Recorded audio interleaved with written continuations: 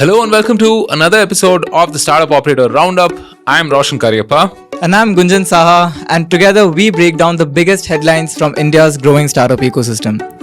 For the 139th edition of the Roundup, we'll be talking about EaseMyTrip that decided to halt flight ticket bookings to Maldives. This is amidst the rising tensions between India and the island nation. Transitioning to the tech sector, we have somewhat of a scandalous story. Leaked emails have revealed that Carta is promoting startup shares without consent. What kind of implications could this have for the company and the industry? We'll talk about that. Moving on, we'll be talking about the large number of layoffs we are witnessing in large tech companies in the US. This includes the likes of X, Meta, Google, Amazon, Salesforce, you name it. And finally, we'll be talking about Upekkha's successful close of the first round of its $40 million new fund, which will be invested in AI and enterprise SaaS startups. So definitely exciting times ahead for the fund as well as the startups it will be partnering with.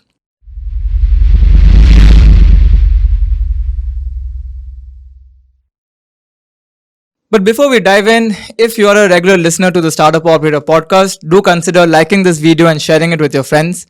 And if you're a new listener, then consider subscribing to this channel for regular updates from the Indian startup ecosystem. So Roshan, the biggest news from the previous week is of course the CES 2024. And closer home, we are having the Indian Startup Week underway in Delhi. This is organized by the Department of Promotion of Industry and Internal Trade. And this event, which started on Wednesday, happens every year to celebrate the achievements of the Indian startup ecosystem. This year, Prime Minister Narendra Modi even said that India is among the top 5 economies in the world today, and the startup ecosystem is the third largest globally. And the main driving force behind these achievements is, of course, the youth of the country. So maybe in the next round, we'll be talking more about this. But what are your biggest takeaways from CES 2024? Well, I saw all sorts of fascinating inventions at CES. There was a thread that I had shared a while back. You had intelligent toilets, right? Flying cars, newer devices. I mean, things like a keyboard for your Apple phone, or AI-powered cat doors. Yeah, well, that and new form factors are emerging, right? I mean, there's a little bit of a fatigue with the phones, I think, and I think Apple also is noticing that there's a little bit of a flatlining. People are choosing to skip editions. The newer Apple phones are at about $1,500, which is a significant cost, and I don't think people will keep upgrading the way they have been. So everyone is on the lookout for that next form factor. I mean, we certainly spoke about Humane's AI pin, right? There's also this rabbit device. So there's plenty that is going to come up in 24 and 25. So let's see, what new gadget we will all be adopting this year and the next. Yeah, also another thing which stood out for me from CES is the whole reshifting of focus for car manufacturers, Honda and Hyundai and the likes. They're now moving towards hydrogen fuel cells, and not only that, they also many of them are talking about using sewage or biomass to produce hydrogen fuel. So that is something which India has been pioneering, and now it is taking a global stage at the CES. Yeah. Massive investments in green hydrogen, both by Ambani and Adani here in India. Multiple tens of thousands of crores has gone into it, and God knows we will require all of those energy channels to fire for us, right? I mean, not literally, but So yeah, fantastic. Always great to see new inventions, new innovation. Yeah. Okay, so let's dive into the first headline of the roundup. EaseMyTrip suspended flight bookings for Maldives amidst rising tensions between the island nation and India. The EaseMyTrip co-founder and CEO Nishant Pitti took to X and said that in solidarity with the country, the startup has suspended all Maldives flight bookings. Prior to this social media post, EaseMyTrip's other co-founder Prashant Pitti said the startup would come up with crazy special offers for Lakshadweep travel. And EaseMyTrip's competitor MakeMyTrip even reported that there's a 3,400% increase in on-platform searches for Lakshadweep since PM Modi's visit to the Union Territory. While this is all good to promote tourism in Lakshadweep, and we understand, the geopolitical reasons for doing so, what do you think of, a company getting involved into the geopolitics of the nation? Well, a company exists in society, and a society and a nation are intertwined. So obviously, these things are very closely related, right? You can't operate in silos. Having said that, look, I mean, there is a skeptic view, and there is the sort of a passionate person's view, right? And the skeptic view is all of this is marketing, and Nishant and EaseMyTrip are just like riding on a wave on nationalism and the Prime Minister's call and whatnot. Well, that as it may, the passionate person's view is that they're true nationalists, and they want to promote Lakshadweep and whatnot, and like their advertisement says, nation first and business second. I think both of those views can stand together, right?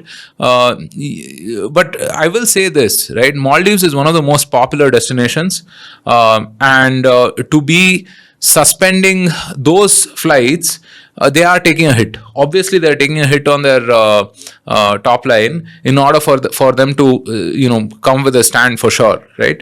And I was one of those people who contributed to the 3,400% searches to Lakshadweep. It is still not as accessible. I mean, the options are still limited. You still have to take a flight from Kochi, or perhaps take a ferry. And again, these are given to the vagaries of the weather and whatnot, right? So it's not like Lakshadweep can compete with the Maldives at this point of time. But the direction is very, very important, right? The fact that we're promoting this as a local tourist destination is amazing. Think of the number of people who go to Maldives. I can think of a couple of colleagues who have gone there, in the last 6 months itself, right? Some of them twice. So, it definitely is the right thing to do. And Lakshadweep is beautiful. If you look at those photographs and everything. So Tata is investing in a couple of 5-star properties as well. So yeah, let's see. I mean, maybe this year it becomes that tourist destination. I mean, God knows we've had enough of Goa.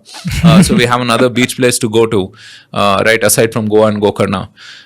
Good stuff all around. And fantastic work by the EaseMyTrip and Nishant to sort of, jump on this bandwagon and, promote Lakshadweep.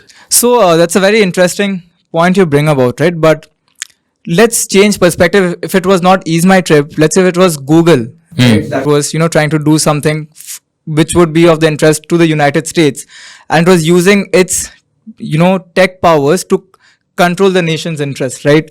There would be a large outcry out there in the market. So do you actually think it is right for a company to kind of take actions which which is kind of preventing customers or the end users from taking decisions?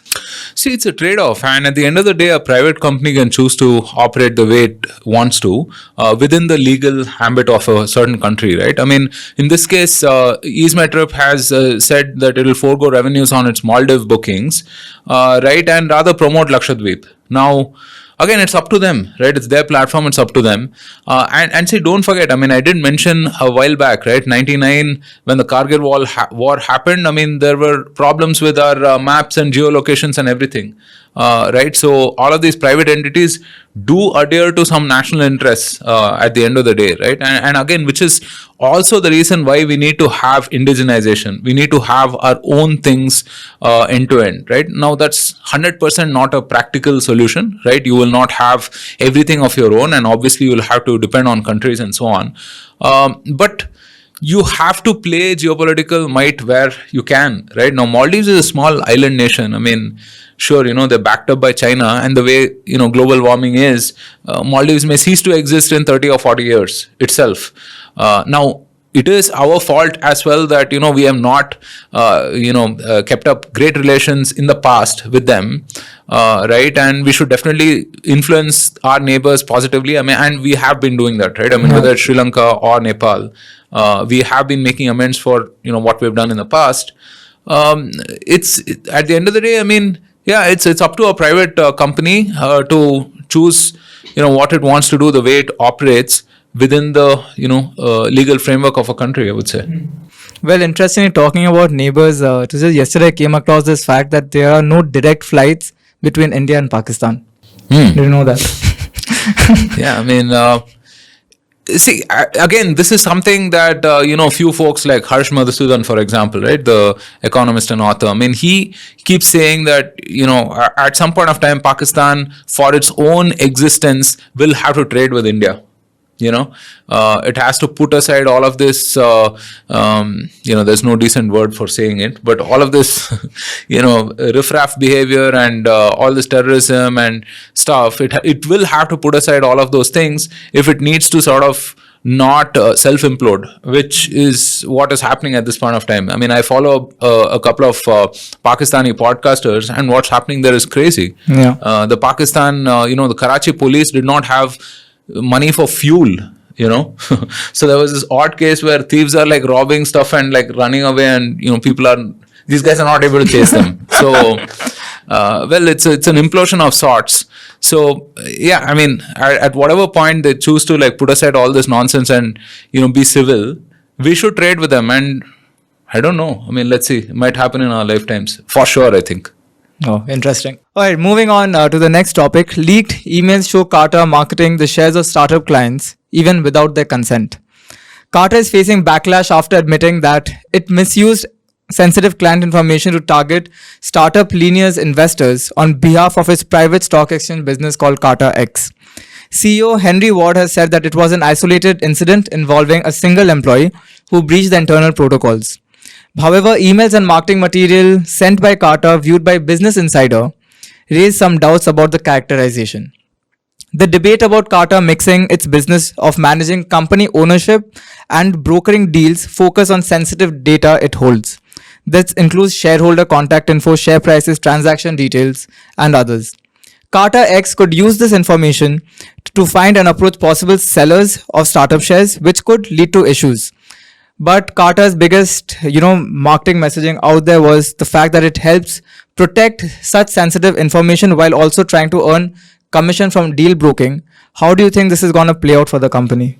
See, their entire business is supposed to be built on trust, right? Cap table information is extremely, extremely sensitive, right? Who owns what and at what price and so on, right? So if you're going to a company and saying that, hey, you can trust me with your cap table information, you can't simultaneously have a brokerage or a private secondaries market out there that sells these assets, right? I mean, you can't do both of those. I mean, even if you do, you have to figure out a way to sufficiently insulate both these businesses, right? And clearly they haven't. In fact, I mean, they've used this cap table information almost as a business development tool, right? Which is absolutely not done. So all of this fracas could have been avoided if Henry, the CEO, had come out in the open and said, look, this was a one-off instance, we apologize categorically on this, and it won't happen again. But then, I mean, there was this whole face-off between Carrie of Linear, who was the first person who brought it up on Twitter, and Henry, right? I mean, they went back and forth on Twitter threads, and apparently they had a conversation and so on and so forth. But that's a bad look, basically, right? The CEO of Carta was seen sort of defending. I mean, thankfully, saner minds have prevailed. I think they've shut down that marketplace business. It wasn't contributing too much. It was maybe contributing about $3 or $4 million to their entire revenue, which is about $200+ million. But it'll hurt their valuation for sure, right? There's for those who want like a concise summary of this, do check out the FinShots podcast on this, right? Specifically where they explain everything in about 7 minutes. But yeah, I mean, we've had Capita, for example, right, on the podcast, and they do something similar as well. Chamath jumped into the fray as well, and Chamath, he's been pretty active. I mean, we'll talk about him in the talk of the town, but he jumped in and said that, look, if anyone's building a cap table solution, I'm happy to fund it. Now, I mean, everyone's doing a bit of chance pay dance here and trying to think about how to get some of those 40,000 customers that Carta has, right? But it's not a trivial thing, moving those platforms, obviously. So yeah, let's see what happens. Yeah, I mean, this is like, as you mentioned, right? Carta is in the business of trust, right? Imagine today, like hypothetically, right? Let's say there's some media report out there saying, one of the, let's say, poultry providers has been found with, injecting poultry with say, harmful chemicals or drugs. Even if the company has cleaned out the mess, how likely are you to order from them? Right? Once the trust is gone, it's gone. Yeah, it's gone. It's gone. It's like, being a little pregnant. There's no such thing, right? Well, interesting. But it's the the whole thing, right? And I think, see, this private and secondaries market, right, is a many $billion market, right? In fact, my friend Joy is kind of solving this through the Infinite Club startup that she just founded, right? A lot of this liquidity is locked up in ESOPs and other shares and whatnot, and there definitely needs to be a market for the secondaries, right? I mean, it shouldn't be as opaque as what it is right now, and it will be awesome if people are able to transact freely, but let's see. Just the other day I came to understand that private shares will also have to be dematted, so which means it will go and sit in your brokerage account, right? So that could be a potential exchange as well. So yeah, let's see. More news from the West. US is seeing massive layoff rounds, especially among tech giants like Google, Amazon, Salesforce, X. Google said it's laying off hundreds of employees across multiple teams, including Fitbit co-founders James Park and Eric Friedman. The company will lay off hundreds of people from its voice assistant unit, while 100 roles are being eliminated in the hardware team responsible for Pixel, Nest, and Fitbit as well. Amazon will lay off several hundred employees in its streaming and studio operations, it said in an internal note. Last year, more than 27,000 people were laid off from Amazon. X Corp, which is the controlling entity for Twitter, has slashed off its global trust and safety staff by 30%, including an 80% reduction in the number of safety engineers. Also, last week, Salesforce has announced plans to lay off 10% of its employees and even close some of its offices. Now, recent trend of hiring and laying off people kind of makes it show like these large tech companies are riding the stock market wave. As soon as their shares are performing well after a big announcement, they are hiring thousands of people. As soon as share prices plummet, they're letting go of large chunks of their workforce. Like, what do you think is going on here? Yeah, that's certainly the case. I mean, this very short-sightedness is not that good. You have a couple of good quarters, you hire a bunch of people, and then you have a bad quarter, let's say in Q4 for the US, and you've let a bunch of people go. I mean, it certainly betrays trust, right, as an employer, and no amount of investing in pool tables and employee retreats and whatnot will fix that kind of stuff, right? I mean, there's a certain reason why Apple is still one of the most sought after employers, because they haven't had a mass layoff since '97, in fact, right? Which is phenomenal. Think about it, right? I mean, so 26 years. So they will have to figure how to solve this, and I think, look, I mean, I can quite sympathize also from their perspective that there is a lot of disruption. They have to be disciplined. This is not the zero interest rate era, right? So everyone wants profitability from these companies, so they have to run a tight ship as well as support their growth goals. Now, this is something that I don't think people have been used to, like, really for about 10 years, right? Post 2010, 11ish. People have not been used to it. I mean, they will learn how to do that. I mean, this, I would say, is like, casualties in the interim, I would say, right? So, and especially, SaaS and cloud companies, right? They've not known a truly bad time. They've not known that. You can say, 21, 22, when the market corrected was bad. Of course, it was bad and, whatnot. But look, again, right, having been through a recession earlier, things can get really, really bad, right? If you look at the stock market prices of some of these companies, they've recovered fairly well, from November of 21. They've all recovered reasonably well, So, yeah, that's something that people will have to figure out, I suppose. But it's also interesting, I mean, especially for a country like India, right? Because a large portion of the workforce demography in the US constitutes of Indians, right? So all of this talent is going to most likely come back to the country, and we have been seeing this happen, right? This reverse brain drain happening over the past few years. So I think this is also a great time for us as a country to capitalize on these opportunities. So obviously, if things do get difficult there, we definitely could attract these folks, and we have opportunities as well. We're going to put out this episode of Startup Operator on the road, and I've spoken to Anandan, who was one of those senior folks at Intel, right? He quit Intel and came back here to start this thing called Startup Tenkasi, an initiative to nurture and mentor startups, right? I mean, definitely, we could use such folks for sure. Yeah. So coming closer home, Upekkha has achieved its first close of $15 million for its new fund. Upekkha is a SaaS fund and accelerator that supports early stage Indian startups to expand globally. And they pioneered the concept of called value SaaS, right? Which is providing value to customers from day one and focusing on profitability. Upekkha closed the initial round of its $40 million Upekkha fund, secured $15 million in a funding round which was led by Westbridge Capital. This means Upekkha is deepening its focus on AI and Indian startups that are building especially in the B2B software products for the world. Upekkha's managing partner Prasanna Krishnamurthy says the fund's USP is the referral program that it has built with established SaaS founders. Now, prior to Upekkha, India really did not have a robust ecosystem and platform that focused on early stage startups, right? Especially SaaS founders. And their fundraising also comes at a time when, we're seeing the hardships faced by startups to raise funds. But the launch of a new fund is signaling that investors are actually hungry for quality startups to invest in. So what do you think? This is awesome. So Prasanna and Rajan have both been on the podcast earlier, right? Do check out those episodes to find out more about Value SaaS and Upekkha.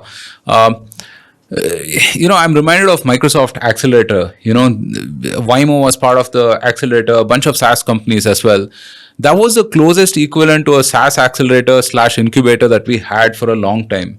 So Upekkha has done phenomenal work over the last 4-5 years, I would say, in sort of pioneering this value SaaS concept, right? Which is to say that don't increase your valuation, rather get to a point where your revenues justify that, and you don't have to go gangbusters and spend a bunch of money to grow. You can grow in a very capital efficient way, right? This also retains more optionality for the founders to take their business in the direction that they want to, right?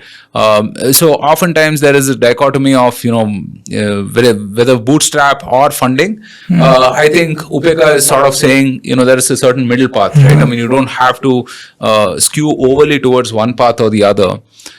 So good, man. I mean, anything that comes in at the early stage increases the probability of success, reduces mortality of startups at that stage is always a plus one for the ecosystem, and especially something like SaaS, right, where there is a certain success template, there are playbooks, there are benchmarks, and it can be driven by those benchmarks, right? So mentorship at that level is really, really helpful. So kudos to them and all the best. And hopefully Wednesday we'll be meeting the Upekkha gang at their social. So we'll have plenty of questions for them.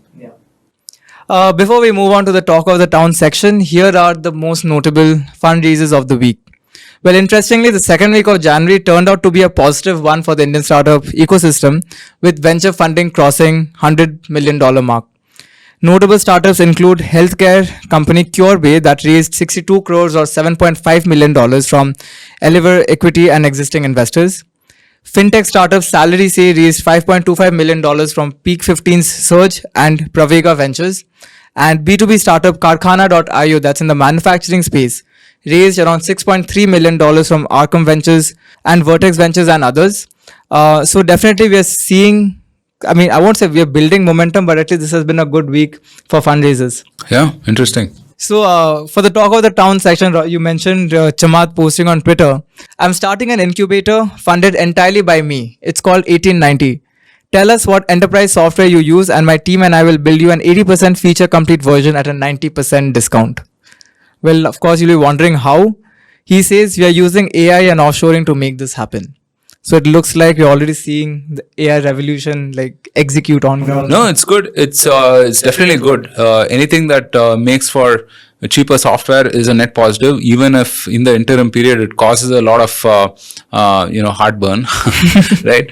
But I look, I mean, it's good directionally, it's good, but I don't know if first of all, 80% feature complete is good enough for large enterprises, because having been in the large enterprise software game, I do know that the last mile really matters for them, right? You can't sell off the shelf products to these folks. The 90% discount is a good carrot, I would say. Again, we'll have to figure, right? I mean, okay, is AI so good that it can ship production ready code? I'm not sure at this point of time, right? So yes, like I said, directionally it will get there someday when AI is so efficient that it can ship code that will make any software possible. But are we there right now? Maybe not for the next 4 or 5 years, in my opinion. And see, a lot of software people kind of ignore the amount of domain knowledge that you need, the amount of back and forth, the amount of people interface that exists, right? Because ultimately, software is used by people, and people can be random. Right? You can't put people in a process, unfortunately. So directionally, yes, maybe we'll get to a point at some point of time where AI gets super efficient, and with offshoring, you can bring down these costs. And certainly, I do feel that some of these software as a service tools are like massively inflated. God knows, I think all of your Oracles and SAPs and Salesforces and whatnot could do with a little bit of competition to sort of ease off on the pricing. Heck, we use some of these tools ourselves, and I'd love to pay less for some of these. So it's all a positive, I would say, but not anytime soon. Well, there's only one way to find out. That's to wait. Let's wait. Alright folks, so that's it for the 139th episode of the weekly roundup. We hope you enjoyed this discussion and had some interesting takeaways for yourself. Do subscribe to this channel for regular content from Indian startups and the likes. If you want updates to be delivered straight into your WhatsApp inbox, you'll find the WhatsApp link in the description below. Follow us on our social media handles, do all the good stuff, and keep those comments coming in. We'll be back again next week with more exciting news. Cheers, guys.